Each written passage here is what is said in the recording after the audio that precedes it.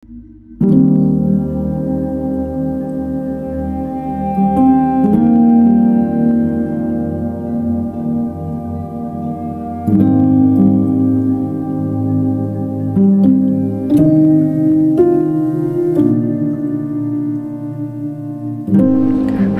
Assalamualaikum warahmatullahi wabarakatuh. Tajuk kami pada hari ini adalah Kesepaduan Nasional Melahirkan Masyarakat yang Dinamik dan Rasional. Nama saya Isma Darwish bin Isma Putra.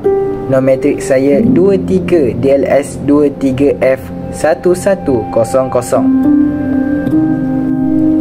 Saya akan terangkan ciri-ciri masyarakat dinamik dan rasional. Masyarakat yang dinamik dan rasional mempunyai beberapa ciri khas yang membezakannya daripada masyarakat yang statik atau tidak seimbang. Berikut adalah ciri-ciri masyarakat dinamik dan rasional. Yang pertama adalah keterbukaan terhadap perubahan. Masyarakat yang dinamik sentiasa terbuka kepada perubahan dan perkembangan.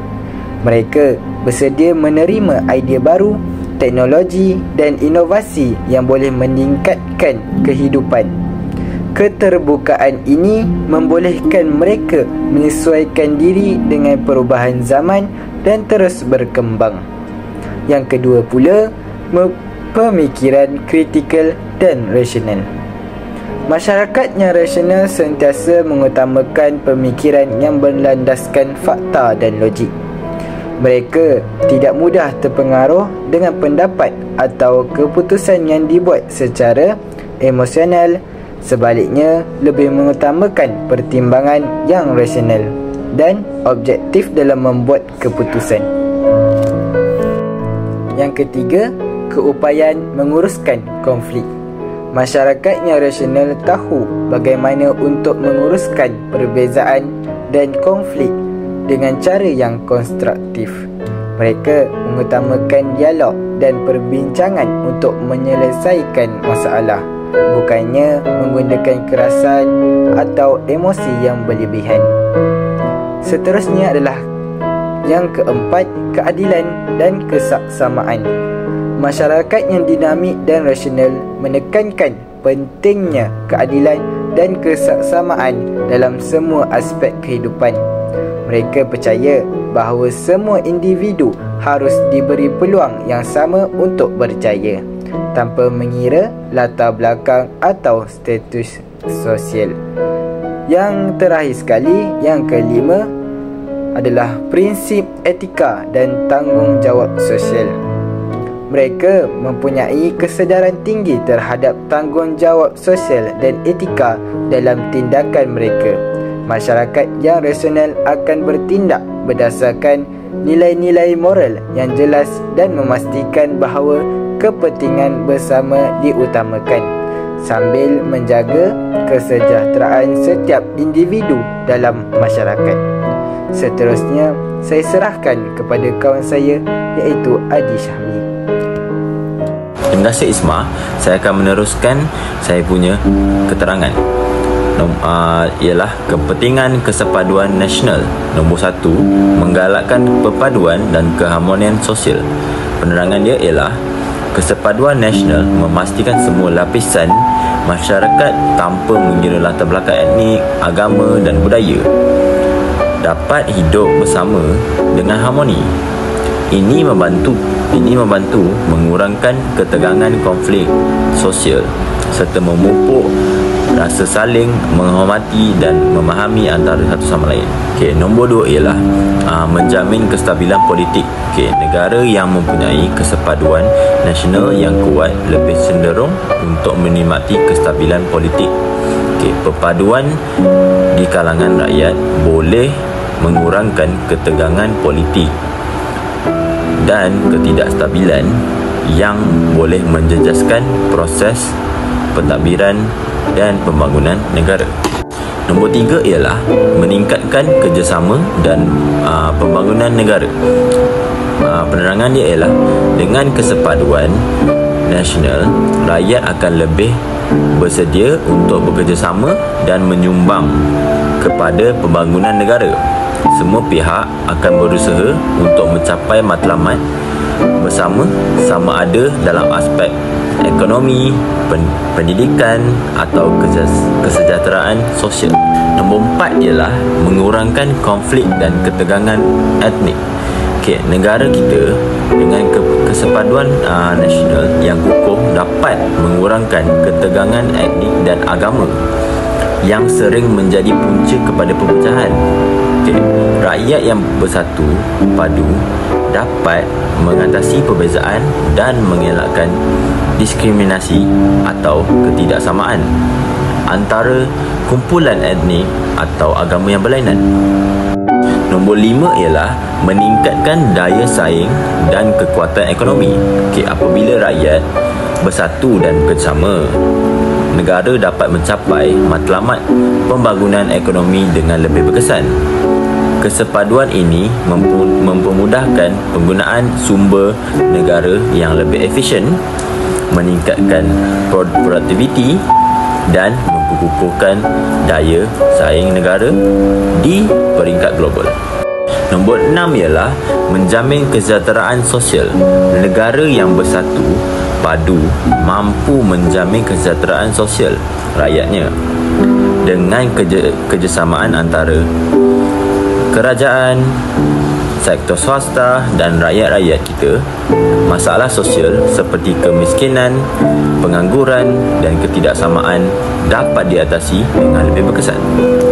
Nombor 7 dan terakhir daripada saya, meningkatkan kepercayaan terhadap institusi negara. Kesepaduan nasional yang tinggi akan meningkatkan kepercayaan rakyat terhadap institusi negara seperti kerajaan, polis dan badan kehakiman. Rakyat yang bersatu padu lebih cenderung untuk menghormati undang-undang dan menyokong inisiatif kerajaan dalam memastikan kestabilan dan kemakmuran negara. Nama saya Muhammad Rusdi bin Azli. Nombor matriks 23DLS 23F 1079. Jadi terima kasih Adi Syahmi daripada pendengaran sebelah tadi. Jadi saya akan teruskan dengan isu dan cabaran dalam kesepaduan nasional. Yang pertama, kepelbagaian etnik, agama dan budaya. Negara yang mempunyai pelbagai etnik, agama dan budaya seperti Malaysia sering berhadapan dengan cabaran untuk menggalakkan perpaduan di kalangan kelompok-kelompok yang berbeza. Kepelbagaian ini kadang-kala menjadi sumber ketegangan jika tidak diuruskan dengan baik. Ketidakfahaman atau prasangka kumpulan etnik atau agama boleh merosakkan hubungan agama antara mereka. Yang kedua, politik perkauman dan polarisasi sosial. Dalam beberapa kes, politik perkauman dan polarisasi sosial seringkali digunakan sebagai alat oleh pihak tertentu untuk meraih sokongan. Parti politik yang memainkan isu-isu perkauman boleh meretakkan hubungan antara kumpulan etnik dan merosakkan usaha-usaha kesepaduan nasional. Polarisasi sosial yang berlaku dalam masyarakat juga boleh memecah belahkan rakyat kepada kelompok-kelompok yang lebih kecil dan tidak bersatu. Yang ketiga, ketidakstabilan ekonomi. Ketidakstabilan ekonomi seperti kemiskinan, pengangguran dan ketidaksamaan pendapatan boleh menambah jurang antara kelompok-kelompok dalam masyarakat. Kumpulan yang lebih miskin atau kurang berdaya saing mungkin merasa terpinggir, yang menyebabkan ketegangan dan perasaan tidak puas hati terhadap sistem negara dan kerajaan. Seterusnya saya akan serahkan kepada Muhammad Iqbal. Saya Muhammad Iqbal, nombor matrik 23DLS 23F 1084. Terima kasih kepada Rusdi. Seterusnya, saya akan terangkan langkah mengukuhkan kesepaduan nasional. Yang pertama, meningkatkan toleransi dan penghormatan terhadap kepelbagaian. Masyarakat perlu dididik untuk menghargai kepelbagaian dalam semua aspek dari segi budaya, agama, etnik dan bahasa. Program-program yang memupuk pemahaman dan toleransi antara kumpulan berbeza perlu dijalankan secara aktif. Perayaan budaya dan agama yang berbeza boleh disambut bersama untuk mempereratkan hubungan dan meningkatkan rasa hormat antara satu sama lain. Yang kedua adalah adalah menggalakkan kerjasama antara komuniti dan sektor. Kolaborasi antara pelbagai komuniti, sektor awam dan bukan kerajaan, NGO dan sektor swasta perlu bekerja bersama dalam pelbagai inisiatif yang memberi manfaat kepada semua golongan masyarakat. Ini termasuklah projek pembangunan, bantuan sosial dan aktiviti yang menyatu padukan rakyat. Yang ketiga, memperkuatkan sistem penerangan yang adil dan saksama. Menjamin keadilan untuk semua rakyat melalui sistem perundangan yang adil dan saksama adalah langkah penting dalam mengukuhkan kesepaduan nasional. Ini bermakna semua rakyat tanpa mengira latar belakang harus mendapat perlindungan yang sama di bawah undang-undang.